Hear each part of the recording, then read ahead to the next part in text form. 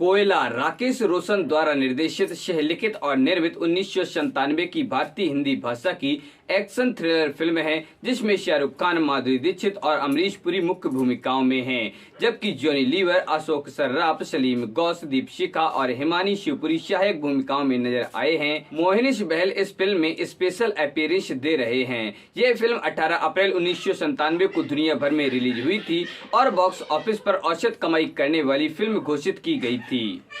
बात करें अगर इसकी कहानी के बारे में तो सुंदर लेकिन मूक शंकर को शक्तिशाली राजा ने पाला है, जिसके प्रति वह वफादार है, लेकिन वह उसके साथ गुलाम जैसा व्यवहार करता है।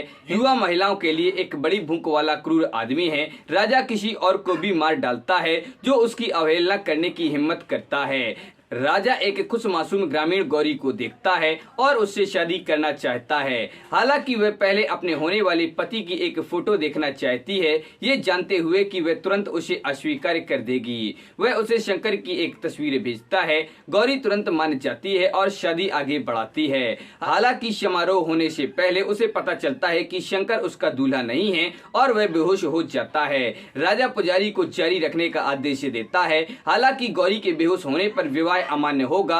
जब वह होश में आती है तो वह देखती है कि राजा उसकी शादी को पूरा करने की कोशिश कर रहा है और ये जानकर चौंक जाती है कि वे शादीशुदा हैं। वह उसे कैद करता है और प्रताड़ित भी करता है।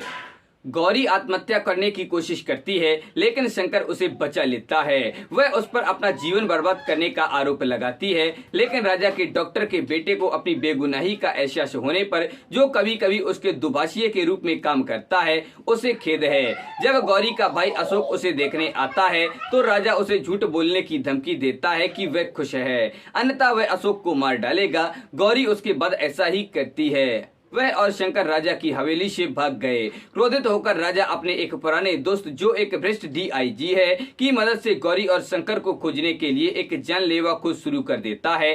जंगल और पहाड़ों के माध्यम से लंबे समय तक पीछा करने के बाद शंकर राजा के आदमियों को मारने के लिए अपने जीवित रहने के कौशल का उपयोग करता है। वंचित होने पर राजा और उसके आदमी निकल जाते हैं। इस दौरान गौरी और शंकर को प्यार होने लगता है। अप्रत्याशित रूप से राजा, जो सुदृढ़ीकरण के साथ वापस आ गया है, देखता है और गौरी के बाएं में गोली मारकर उन्हें पकड़ लेता है।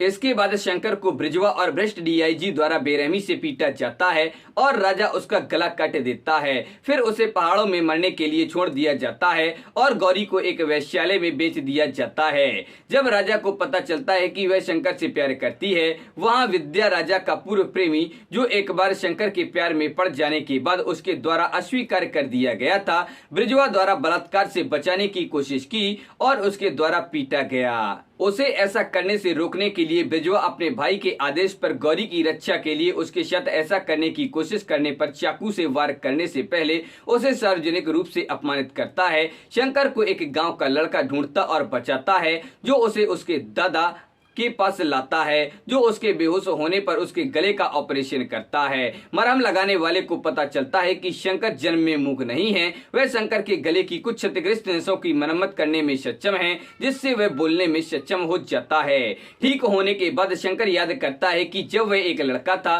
तो उसके पिता ने कोयले की खान में हीरो की खोज की थी। हालांकि उसकी और उसकी पत्नी की शंकर के सामने दो रहस्यमय पुरुषों द्वारा हत्या की गई थी। जब युवा शंकर ने अपने माता पिता के सहयोगियों को यह बताने की धमकी दी थी, उन्होंने क्या किया था, तो कोई उसके पीछे से आया था और गर्म कोयले को उसके गले में डाल दिया था, जिससे वह गूंगा हो गया था। राजा, जो शंकर के माता पिता को जानते थे, पुलिस को उस लोगों को मारने का आदेश दिया, लेकिन सभी के लिए अज्ञात शंकर शामिल थे। शंकर ठीक होकर लौटता है। सबसे पहले वह ब्रिजवा से लड़ता है और मारता है और गौरी के साथ फिर से जुड़ जाता है और उन्हीं पुरुषों से छुड़ाने के बाद जिन्होंने उसके माता पिता को मार डाला था और गौरी को वैश्यालय से खरीदा था। इस प्रक्रिया में एक पुरुष की हत्या कर दी थी। साथ ही उसकी हत्या करते हुए शंकर को पता चलता है कि राजा ही वह व्यक्ति था जिसने उसे गूंगा बनाया और जिसने उसके माता पिता को मारने का आदेश दिया था, ताकि वह उनकी संपत्ति चुरा सके। इस बीच वह राजा के डॉक्टर और बेटे के साथ फिर से मिल जाता है, जो उसे मरा हुआ मानते थे। गौरी की मदद के साथ साथ डॉक्टर के बेटे की मदद से वह राजा के दूसरे गुर्गे को मारता है और फिर राजा के कोयला खनिकों को राजा के अपराधों का खुलासा करता है, जिस पर वह गौरी अपने चाचा और चाची के साथ पहुंचती है। उन्हें राजा से शादी करने में अपनी भागीदारी स्वीकार करने के लिए मजबूर करती है। राजा के डॉक्टर और उसका बेटा राजा के खिलाफ हो जाते हैं, सभी को सूचित करते हैं कि राजा ने न केवल गौरी को धोखा दिया है बल्कि कई हत्याओं के साथ साथ बलात्कार के भी जिम्मेदार हैं, जो जब तक पीछा करता है और अंत में राजा और अपने जीवन के लिए भीख मांगने वाले राजा से लड़ने का प्रबंधन करता है। शंकर का कारण बताने की कोशिश कर रहा है कि उसे जीवन जीना चाहिए, यह कहकर कि उसने उसे गोद लिया था और उसकी जान बचाई थी, लेकिन शंकर ने इस बात का खंडन करते हुए कहा कि राजा ने उसे गुलाम बनाने के लिए ही गोद लिया था और राजा द्वारा फेंके गए पिकैक्स को चकमा देने के बाद उसे मार डाला। और फिल्म यहीं पर ही खत्म हो जाती है।